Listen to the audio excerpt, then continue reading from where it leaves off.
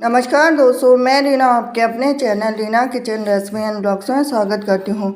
तो कार्तिक माह है, सबसे पवित्र महीना अगर हम 12 महीनों में से मानते हैं तो कार्तिक का महीना पहला ऐसा शुभ दिन है जो कि पूरे महीने भर इसमें काफ़ी महत्व रखते हैं। इसमें हर देवी देवताओं की पूजा की जाती है, भगवान विष्णु से लेकर शिव जी से लेकर लक्ष्मी मैया से लेकर सब तक। तो आज हम जानेंगे सोमवार की व्रत कथा कार्तिक मास की।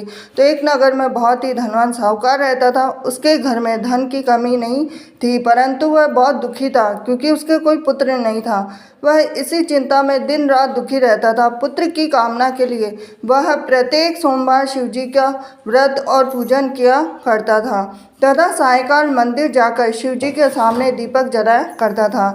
उसके इस भक्ति भाव को देखकर एक समय माता पार्वती ने शिव जी से कहा कि हे नाथ, यह साहूकार आपका अनन्य भक्त है, सदैव आपका व्रत और पूजन बड़ी श्रद्धा से करता है, आपको इसकी मनोकामना पूर्ण करनी चाहिए। शिवजी ने कहा कि हे पार्वती, यह संसार कर्म क्षेत्र है। जैसे किसान खेत में जैसे बीज बोता है वैसे ही फसल काटता है, इसी तरह से मनुष्य संसार में जैसा कर्म करते हैं वैसा ही फल भोगते हैं।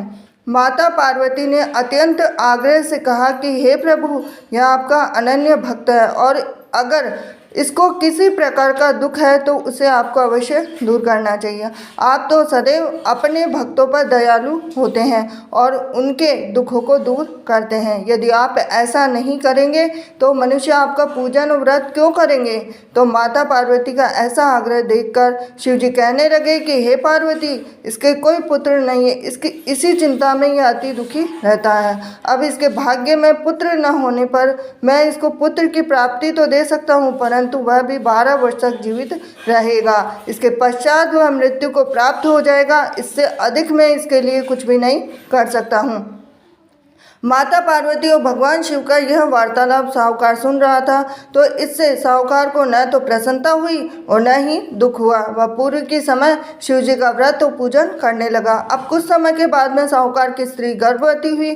घर में बहुत धूमधाम से खुशियाँ मनाई गई, लेकिन साहूकार के मन में तो था कि वो तो केवल 12 वर्ष तक जिंदा रहेगा, उसके बाद में उसकी कोई भी आयु नहीं थी। तो अब जब बालक 11 वर्ष का हो गया तो बालक की माता ने पिता से उसके विवाह करने की बात कही। अब साहूकार बोला कि अभी तो इसको पढ़ाई लिखाई के लिए काशी भेजो, फिर उसके बाद में इनका विवाह करेंगे। अब साहूकार ने बालक के मामा को बुलाकर उसको बहुत सारा धन देकर बालक को काशी पढ़ने भेज दिया। अब रास्ते में जावे तो यज्ञ ब्राह्मण को करावे, दक्षिणा देते हुए जावे। तो दोनों मामा भांजे यज्ञ करते हुए गए, ब्राह्मण को भोजन कराते हुए गए। अब रास्ते में एक शहर पड़ा और उस शहर के राजा की कन्या का विवाह हो रहा था, परंतु जो राजकुमार विवाह करने के लिए आया था वो तो खुद ही करना था।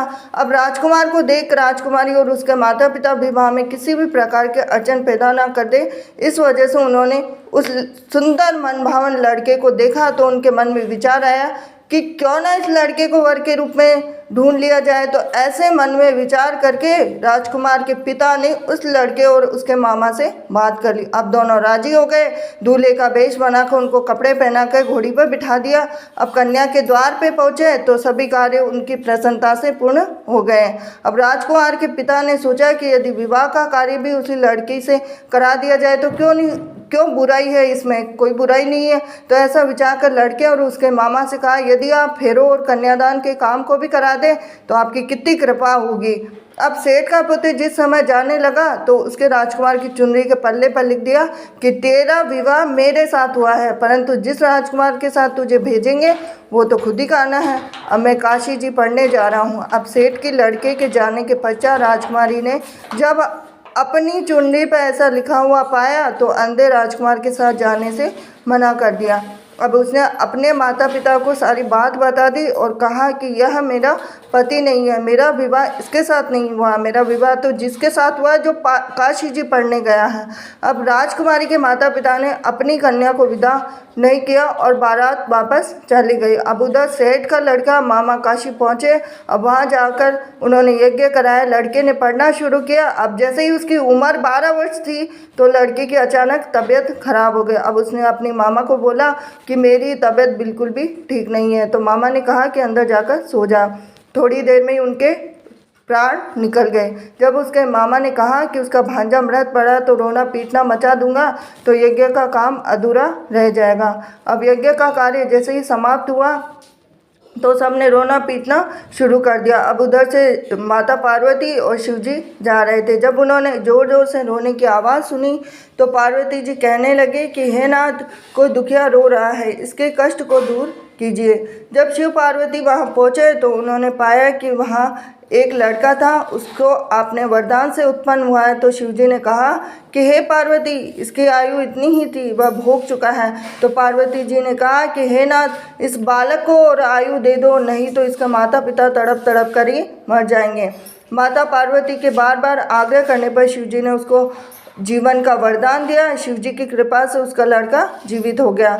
अब इसके बाद में माता पार्वती कैलाश पर्वत चले गए। शिक्षा पूर्ण होने पर जब लड़का और उसके मामा यज्ञ करते हुए ब्राह्मणों को भोजन कराते हुए दक्षिणा देते हुए घर की ओर चले तो रास्ते में उसी शहर में आए और जहाँ उस लड़के का वहाँ की राजकुमारी से विवाह हो रहा था, वहाँ जाकर उन्होंने यज्ञ प्रारंभ किया। लड़के के ससुर जी आए, राजा ने उनको पहचान लिया, महल में ले जाकर उनकी आव भगत की, जैसे दास दासियाँ सहित आदर पूर्वक अपनी राजकुमारी और जवाई को विदा दिया।